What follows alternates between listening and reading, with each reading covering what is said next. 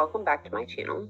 I figured during this swatching video of gel polishes I got during some of my giveaways, I would go through a little more on what Ehlers Danlos is, or EDS, as I had some questions on my last video I spoke about it on, in the comments, as well as on Instagram.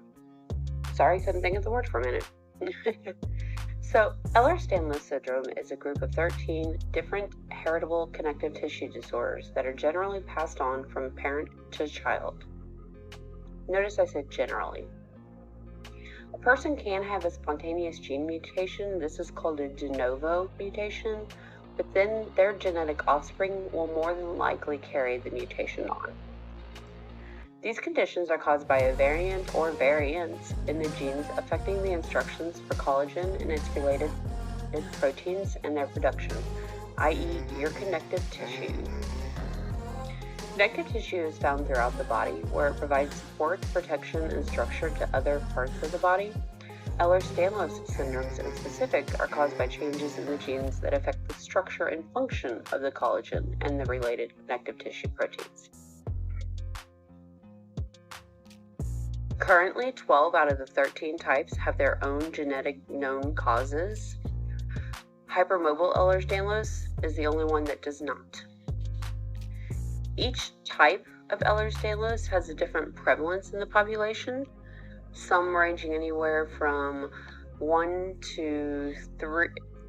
in 3 to 5,000 people, upwards to 1 in 1 to 2 million people. And even a few cases are family specific. Hypermobile Ehlers Danlos, which is the one that I'm currently diagnosed with, is the most common type by far, accounting for about 90% of Ehlers Danlos cases. Hypermobile Ehlers Danlos also, as I mentioned earlier, happens to be the only one without a known genetic marker.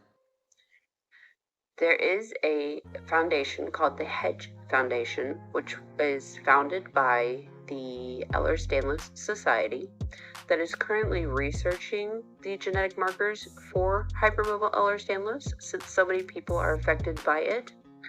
And I believe they have found a few markers, but since the Hedge Research Fund and its findings are still so new, they have to do further research before they can confidently say that these are the known genetic markers for it.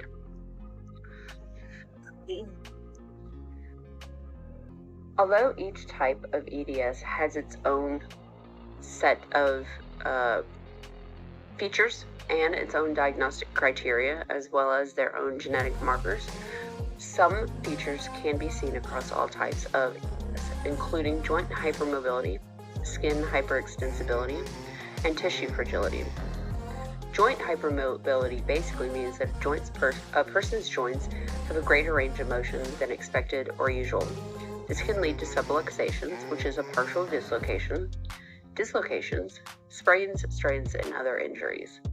Joint instability can cause both acute and chronic pain, as well as interfere with daily life, or cause no issues at all. Joint hypermobility is observed throughout the body in most types of EDS, but hypermobility may be limited to the hands and feet in some types. Although joint hypermobility is observed across all types of EDS, not everyone with EDS has joint hypermobility, and not everyone with joint hypermobility has EDS. Skin hyperextensibility, the second commonly seen criteria, means that the skin can be stretched beyond the normal range. This is generally measured by pinching and lifting the skin on the back of the middle of the non-dominant forearm.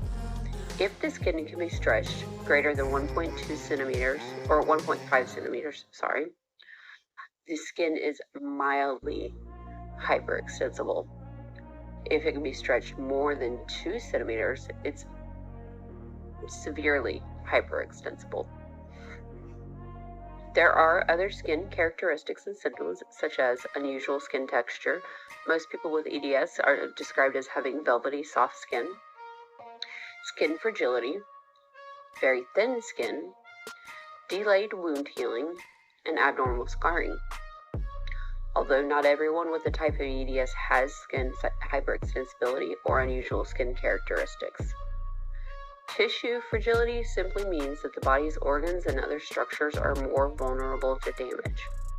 Tissue fragility can present as easy bruising and poor wound healing in many types of EDS, but it can also be something more severe, such as blood vessels, abdominal organs, eyes, gums, and even bones. I think we've all accidentally run into the corner of a table and hit our abdominal area. With somebody with a specific type of EDS, doing so can actually rupture internal organs and have catastrophic repercussions. In some cases, the eyes can spontaneously dissect. The cornea can detach. Gums, a lot of people with EDS have issues with their gums bleeding and early gum recession. Bones can thin and weaken much earlier in age or much earlier in life than they normally would. There are also many other medical conditions that are often seen in people with EDS, such as dysautonomia, which is a dysfunction of your autonomic nervous system. Basically the part of your body that tells you to breathe, to go to the bathroom, to for your heart rate, for your blood pressure, for your blinking, everything that you do subconsciously, basically. Fibromyalgia, mast cell diseases, which are basically your allergic reactions. Your mast cells and your eosinophils are responsible for attacking histamines and providing allergic reactions. Autoimmune conditions such as EOE, Sjogren's, Raynaud's, and many others, as well as migraines, degenerative disc diseases, etc. The list goes on. There's hundreds of comorbid conditions.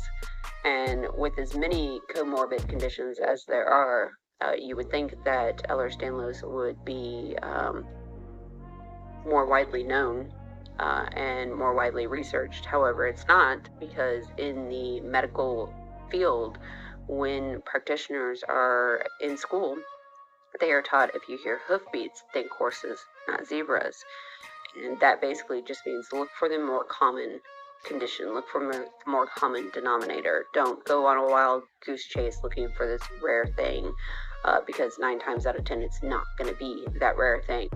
And I understand that. However, at the same time, it is a little frustrating, because that means that the average person with EDS spends at about 7 to 10 years searching for a diagnosis, knowing that something is wrong with their body but not knowing what it is. Could you imagine living your life like that? I myself did not receive a diagnosis until my mid-30s, when a friend who also has Ehlers Danlos overheard me talking and asked me if I'd ever heard of it or if I was diagnosed with it. And this angel of a friend changed my life. She introduced me to a doctor that was familiar with it, and myself and that doctor worked together and got me to a geneticist and got me evaluated and got my diagnosis, and that helped to change my treatment protocols, and that helped to change my lifestyle, basically. Because there are no disease-specific treatments for any types of EDS. So EDS is basically managed by addressing the individual person's concerns and symptoms.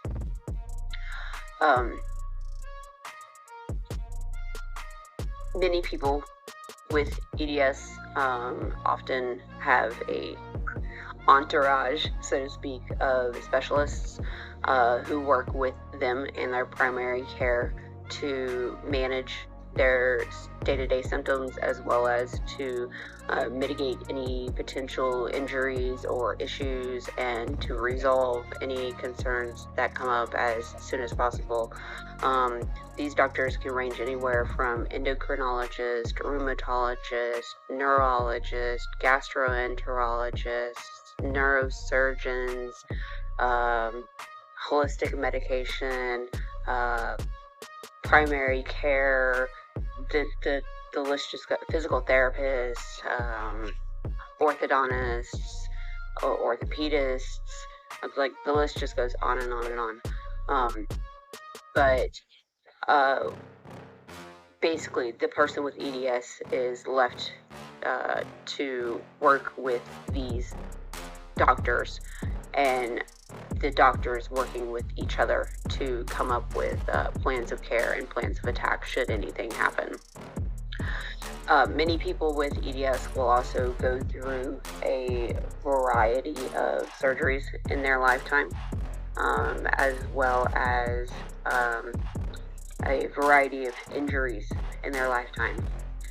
I myself grew up dancing and did not think anything was wrong with me. I was injured quite often, but thus is the case in the dance world. I mean, a lot of people get injured regularly.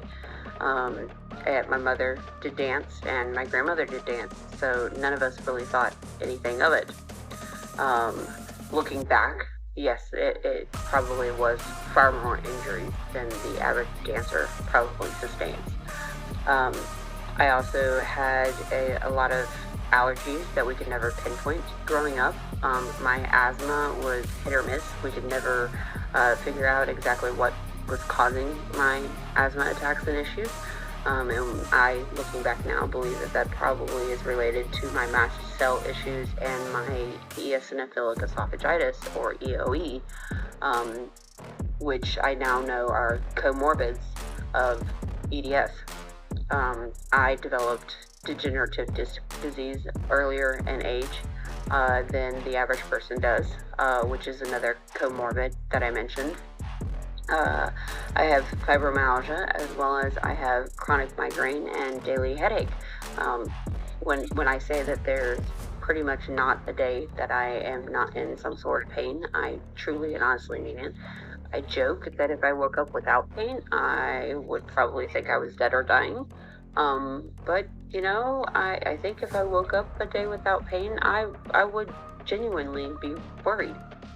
Now, that's not to say that, you know, my life is not good. My life has been great. I have a very supportive family. I have a very loving husband. I have some great friends, some newer, some older. And I have the ability to do things that I enjoy. And yeah, I just basically had to modify some things. I pace myself a lot more than I used to. I am a workaholic, but I have since learned to slow down and stop and take care of myself, because as my husband says, I can't take care of anything else if I don't take care of myself. That lesson drilling into my head took me landing in the hospital for about a week, but it finally drilled into my head.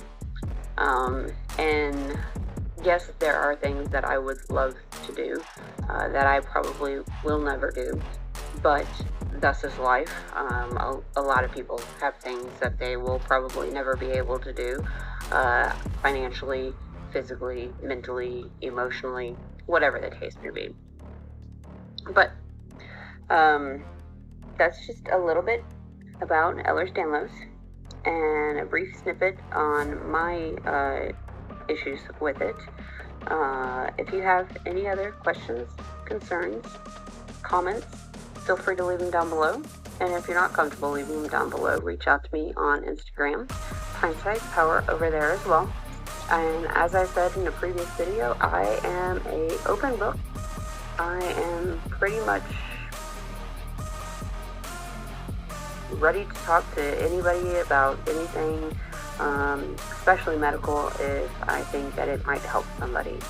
I've gone through quite a bit medically in my lifetime, and if I can prevent somebody from going through even a tenth of it, half of it, whatever you want to say, I will share my knowledge and information. So, thank you, everybody. See you in the next one. I don't ever slow up, no I don't take shit. I got no love for the fakeness. If you wanna play tough and wanna hate this, I'll always show up. I don't ever slow up, no I don't take shit. I got no love for the fakeness. If you wanna play tough and wanna hate this, I'll always show up and make a statement. I don't ever slow up, no I don't take shit. I got no love for the fakeness. If you wanna play tough and wanna hate this, I'll always show up and make a statement. Everything I do so instinctive and so passionate. Every word I move so descriptive like an adjective. I got a vendetta against people who patented being negative when you should be getting after it. I got facts over tracks, this and that. Spitting slow, spitting fast. I could roast, I could gas. Think I'm okay at last, but I don't know if that can erase all the past. And the pettiness, a reflection of the emptiness. Hilarious, you think you're worth my time, you're delirious. Mysterious, because you hide behind a fake exterior. Inferior, you know I'll always be a bit superior. Get off of me, this ain't no humble brag. I want you to hear words, you can say them back. I want you to feel free from the chains at last, and to believe in what you got, it was built to last, yeah. Now that I've been put through hell, I never got anyone's help. I had to do it all myself. I don't ever slow up, no I don't take shit. I got no love for the fakeness. If you wanna play tough and wanna hate this, I'll always show up and make a statement. I don't ever slow up, no I don't take shit. I got no love for the fakeness. If you wanna play tough and wanna hate this, I'll always show up and make a statement. Gonna learn the consequence of being incompetent. Mental health is confidence, dreams and some honestness. I'm not here to save the day, that's for you to take away. I could play a million mind games, but instead I say something not illogical, something that is topical. Rub it on and watch it go, make yourself unstoppable. Dreams are irresponsible, but they're always possible. If you just believe, you could be so remarkable. Thoughts in my head, a collage and they spread. I'll be great one day, going off of my meds. No, I'm not giving up, no, I'm not giving in. I will make it to the top, taking off in the wind. I gotta make it, I'm saving every day to taste it. I'm patient, but my mind, it can hardly take it. I'm chasing a dream that I've had for several ages. A vacant, modern kingdom for the taking.